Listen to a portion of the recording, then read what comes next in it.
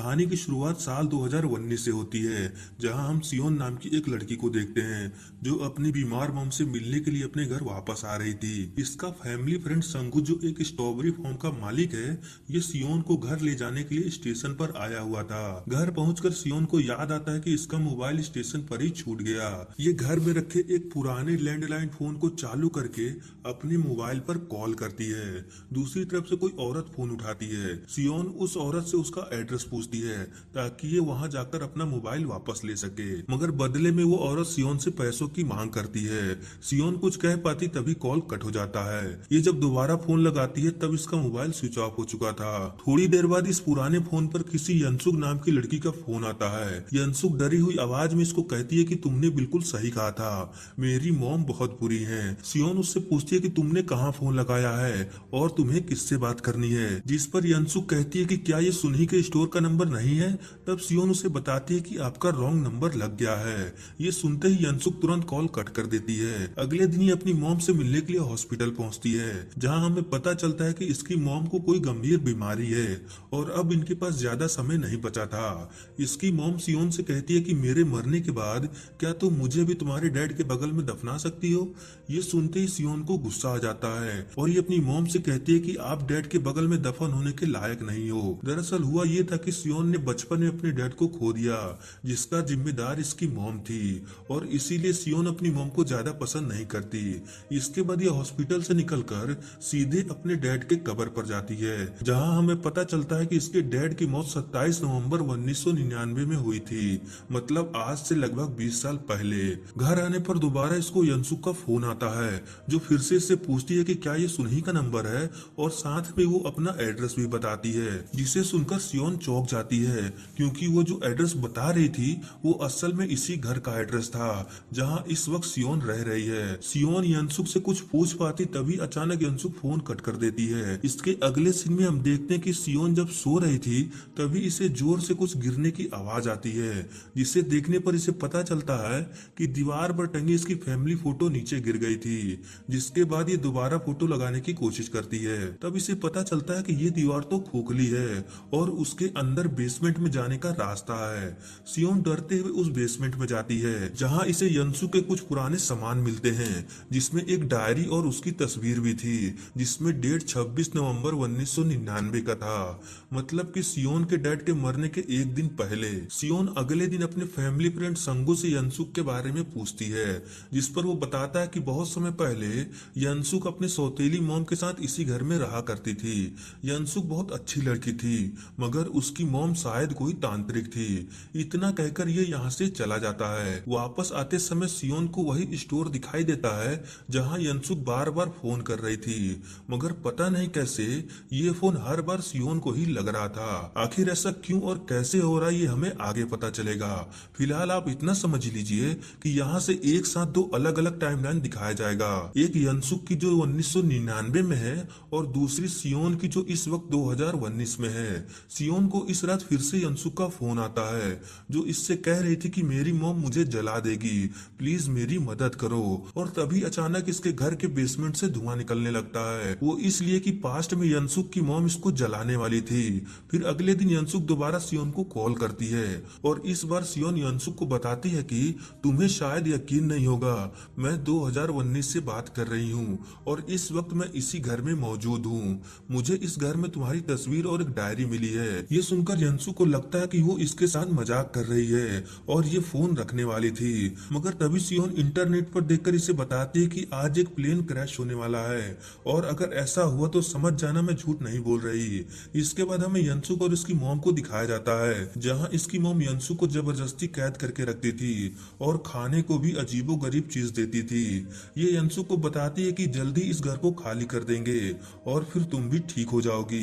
यहाँ पर हमें पता चलता है कि यंसु कुछ दिन पागल खाने में रह चुकी है, क्योंकि इसका दिमागी संतुलन कभी कभी बिगड़ जाता है। तभी अचानक यंसु की नजर टीवी पर पड़ती है, जिसमें प्लेन क्रैश की न्यूज दिखाया जा रहा था, जिससे यंसुक समझ जाती है कि सियोन जो भी बोल रही थी वो सच है। इसके बाद यंसुक और सियोन आपस में कई दिनों तक बातचीत करते हैं, जिसमें ये दोनों काफी अच्छे दोस्त बन जाते हैं। बातों ही बातों में सियोन यंसुक को बताती है कि इसने अपने डैड को बचपन में ही अपनी मॉम की लापरवाही की वजह से खो दिया, जिसके कारण कारण ये अपनी मॉम को पसंद नहीं करती।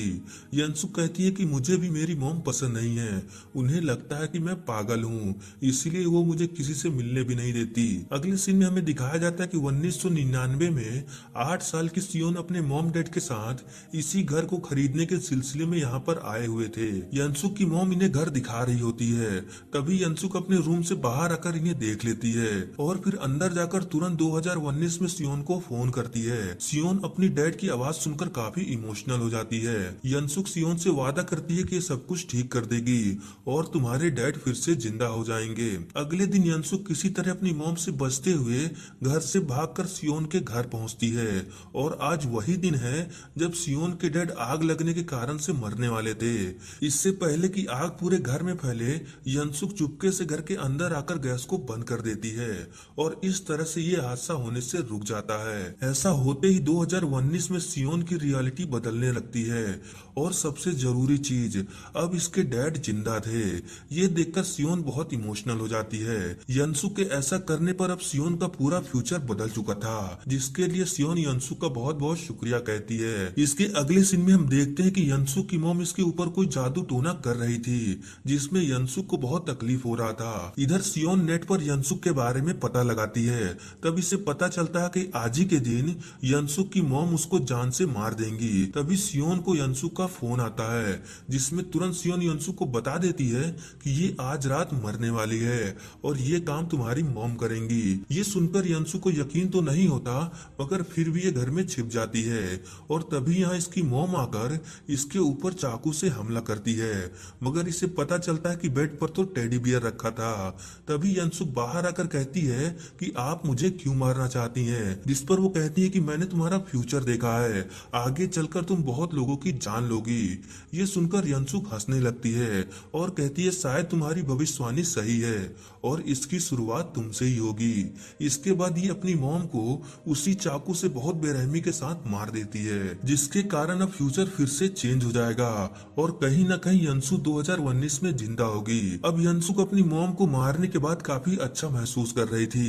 ये पहली बार अपनी मॉम से आजाद होकर अपने सारे शौक पूरे करती है। इस तरफ 2019 में सियोन का फैमिली फ्रेंड संगू इन लोगों के लिए अपने फार्म से कुछ स्ट्रॉबेरी लेकर आया हुआ था। स्ट्रॉबेरी खाते टाइम सियोन के कपड़े पर उसका रस गिर जाता है, जिसके कारण उसके कपड़े पर निशान लग जाता है। वहीं 1999 में भी संगू स्ट्रॉबेरी लेकर यंसुक के घर आया था और जब ये फ्रिज खोलता है तब उसमें से यंसुक की मॉम की डेड बॉडी के टुकड़े मिलते हैं, जिसे देखकर संगू डर के मारे पुलिस को फोन करता है, मगर हर बार की तरह ये फोन सियोन को ही लगता है। इसका मतलब यंसुक के फोन से कहीं भी कॉल करो तो लगता सियोन को ही है। इस तरफ यंसुक देखती है कि संगू ने इसकी मॉम की डेड बॉडी को देख लिया है, इसीलिए ये संगू को भी यहीं पर मार देती है, जिसके कारण 2019 में संगू गायब हो जाता है और देखते ही देखते सियोन के कपड़े से स्ट्रॉबेरी के दाग भी गायब हो जाते हैं। ये अपने मॉम डैड से संगू के बारे में पूछती है, मगर इनका कहना था कि ये किसी संगू नाम के आदमी को नहीं जानते। परेशान होकर ये पुलिस स्टेशन जाती है और संगू के बारे में पूछताछ करती है। तब इसे पता चलता है कि संगू की मौत आज से 20 साल पहले ही हो चुकी है। ऑफिसर इसे बताता है कि यंसुक नाम की एक लड़की ने अपनी मॉम और संगू को जान से मार दिया था, जिसके कारण वो अभी जेल में है। सियोन को कुछ भी समझ में नहीं आ रहा था। इसके बाद ये सुनही के स्टोर जाती है। ये वही स्टोर है जहाँ यंसुक बार बार फोन करती है, मगर किसी कारण ये फोन सियोन को ही लगता है। सुनही इसे बताती है कि यंसुक पागल है, बचपन में मैंने यंसुक के साथ छोटा सा मजाक किया था, जिसके कारण उसने मुझे जान से मारने की कोशिश की। अगर उस दिन उसकी मॉम नहीं आती तो शायद यंसुक मुझे मार ही देती। इसके बाद सियोन जब घर आती है तब फिर से इसे यंसुक का कॉल आता है। फिर गुस्से में आकर सियोन यंसुक को बता देती है कि तुम्हें अपनी मॉम और संगू के मारने के जुर्म में जिंदगी भर जेल में सड़ना पड़ेगा। जिसके बाद यंसुक सियोन से पूछती है कि आखिर मैं पुलिस के हाथों कैसे पकड़ी गई, जिसके जवाब में सियोन कहती है कि मैं किसी खूनी की मदद नहीं करूंगी और ये फोन काट देती है, जिस पर यंसुक गुस्से से लाल पीली होने लगती है। ये सोचती है कि इसने सियोन की डैड की जान बचाई और जब ये मुसीबत में है तब सियोन मदद करने से मना कर रही है। इसके अगले सीन में हम देखते हैं कि 1999 में छोटी सियोन अपने डैड के साथ यंसुक के घर आई हुई थी, क्योंकि यंसुक की मॉम आज घर खरीदने के सिलसिले में रजिस्ट्रार ऑफिस नहीं पहुंची थी। यंसुक सियोन और उसके डैड को देखकर काफी खुश होती है और इसके शैतानी दिमाग के किचन में सियोन से अपना बदला बदला लेने का आइडिया आता है। इस तरफ 2019 में सियोन के डैड इसको गाड़ी चलाना सिखा रहे थे। तभी इस तरफ यंसुक छोटी सियोन के सामने इसके डैड को मार देती है, जिसके कारण फ्यूचर में सियोन के डैड गाड़ी से गायब हो जाते हैं और सियोन कुछ नहीं कर पाती। अब इसे समझ में आ गया था कि वहाँ पर क्या हुआ होगा। ये रोते हुए अपने घर आती है, जहाँ घर की हालत बहुत खराब थी। ऐसा इसलिए हुआ कि 1999 में ये घर कभी बिका ही नहीं। यहाँ पर सब कुछ बदल गया था सिवाय उस फोन के। वो फोन अभी भी चालू कंडीशन में था और फर्श पर लिखा था कि जल्दी फोन उठाओ। ये मैसेज यंसुक ने लिखा था क्योंकि ये उसका फोन नहीं उठा रही थी। और तभी फिर से यंसुक का फोन आता है। सियोन रोते हुए कहती है कि आखिर तुमने मेरे डैड के साथ क्या किया, जिस पर यंसुक इसको गालियां देते हुए कहती है, जो मेरी बात नहीं मानता मैं उसके साथ यही करती हूँ, और अगर तुमने मेरी बात नहीं मानी तो इस वक्त मेरे पास छोटी सियोन है, जिसके साथ मैं क्या करूंगी ये तुम सोच लो। फिर सियोन अपना दिमाग लगाकर यंसुक को सबूत लेने के लिए एक ऐसी जगह पर भेजती है जहां पर ब्लास्ट होने वाला था। यंसुक जैसे ही सबूत लेने के लिए उस जगह पर पहुंचती है, वहां पर जोरदार ब्लास्ट होता है, मगर यंसुक इस धमाके से किसी तरह बच जाती है।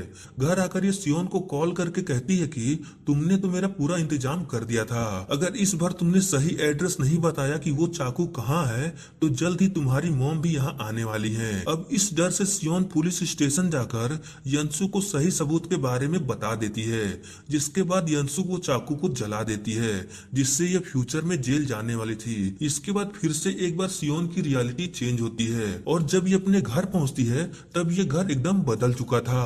ये घर अभी भी यंसुक का ही है, क्योंकि वो जेल नहीं गई इसीलिए वो अभी भी इसी घर में रह रही है। यहाँ पर सियोन को इस घर में बहुत सारे फ्रिज मिलते हैं, जिससे डरकर वो यहाँ से भाग जाती है।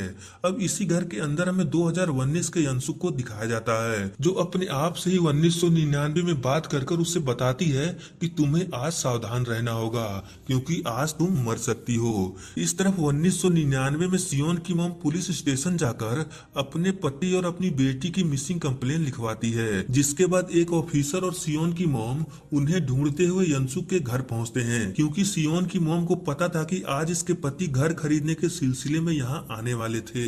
पुलिस ऑफिसर यंसुक से सियोन और उसके डैड के बारे में पूछताछ करता है, जिस पर यंसुक बताती है कि ये सच है कि वो दोनों यहाँ पर आए थे मगर वो वापस चले गए। लेकिन सियोन की मॉम को यंसुक पर डाउट होता है, जिसके बाद ये घर की तलाशी लेने लगती है, मगर इन्हें यहाँ पर कोई नहीं मिलता। दूसरी तरफ सियोन 2019 में फिर से इस घर में आकर फोन ढूंढने लगती है, जो कि बेसमेंट में इसे मिल जाता है। इस तरफ सियोन की मॉम यंसुक के फोन से अपने घर पर फोन करती है ताकि ये जान सके कि कहीं इसका पति और बेटी घर तो नहीं पहुंच गए, मगर ये फोन हर बार की तरह सियोन को ही लगता है। सियोन अपनी मॉम से डरते हुए कहती है कि आप जल्दी से उस घर से बाहर निकलो, नहीं तो यंसुक आपको मार देगी। सियोन की मॉम को समझ पाती तभी अचानक यंसु उस पुलिस ऑफिसर को जान से मार देती है। ये देखकर सियोन की मॉम यंसुक से डरकर अपने आप को एक रूम में लॉक कर लेती है और वो फोन अभी भी इन्हीं के पास था। इस तरफ 2019 में भी यंसुक घर पहुंचकर सियोन पर हमला कर देती है। ये सियोन को बताती है कि बचपन में तुम्हारे डैड तुम्हारी मॉम की लापरवाही से नहीं मरे, बल्कि तुमने ही बचपन में गैस को ऑन किया था और लोगों से झूठ बोला कि ये काम तुम्हारी मॉम ने किया। यंसुक कहती है कि हम दोनों एक नंबर के झूठे हैं, जिसके बाद इन दोनों में लड़ाई होने लगती है। सियोन यंसुक से बचते हुए अपने आप को एक रूम में लॉक कर लेती है। अब यहाँ पर दोनों टाइमलाइन में एक जैसी स्टोरी चल रही थी। यंसुक ही 1999 में सियोन की मॉम को मारने की कोशिश कर रही थी और इस तरफ 2019 में भी यंसुक ही सियोन को मारने वाली थी। 1999 में यंसुक किसी तरह इसकी मॉम को बाहर निकालती है और फिर इन दोनों में आर पार की लड़ाई होती है, जिसमें सियोन की मॉम अपनी बेटी को बचाने के लिए यंसुक को लेकर रेलिंग से नीचे कूद जाती है, जिसके बाद फिर से रियलिटी चेंज हो जाती है और अब ये घर फिर से खंडहर बन जाता है। सियोन भागते हुए अपनी मॉम से मिलने के लिए हॉस्पिटल जाती है, मगर वो वहाँ पर नहीं थी। इसे लगता है कि शायद अब इसकी मॉम भी जिंदा नहीं है।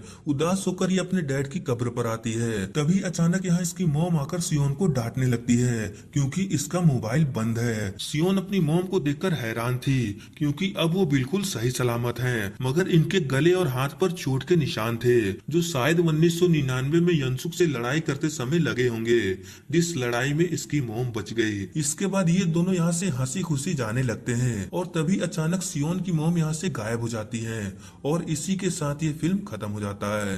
पोस्ट क्रेडिट सीन में हमें दिखाया जाता है कि यंसुक रेलिंग से गिरने के बाद अभी भी जिंदा है। मतलब इसका अगला पार्ट भी जल्दी आएगा, जिसमें आगे की कहानी दिखाई जाएगी, जिसमें हमें पता चलेगा कि आखिर कैसे ये फोन फ्यूचर और पास्ट से कनेक्ट हो रहा था, और लास्ट में सियोन की मॉम क्यों गायब हो गई। ऐसे ही बहुत सारे सवाल हैं जो इस मूवी में क्लियर नहीं हुआ। तो चलिए मिलते हैं किसी